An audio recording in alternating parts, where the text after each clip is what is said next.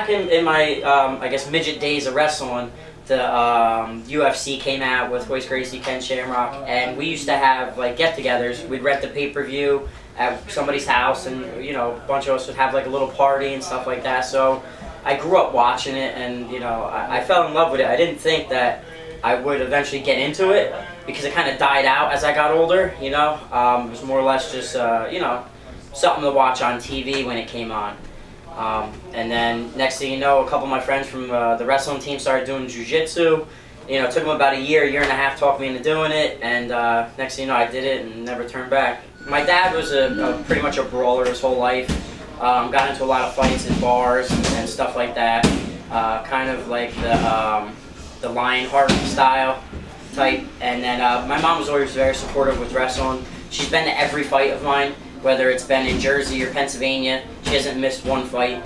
So she's, you know, very supportive. Obviously, when I get hit, she's all like, ugh. But, you know, she sees that I'm good at it and that I could possibly, you know, at one day be the best in the world at my weight class. So it makes life easier that they support me. Well, they definitely know I'm a fighter because they look at the ears. You know, especially this day and age, anybody looks at the ears and it's like either you're a hardcore wrestler or you're fighting. So, I mean, you get a lot of, I guess, mixed feelings. The negative comes from the people that don't understand, you know, and the people that ask a lot of questions that are actually interested, you know, are more of your open-minded and kind of see what you're actually doing, you know, that it's not a blood sport where you're out to kill somebody, but it's a passion and also a career, you know.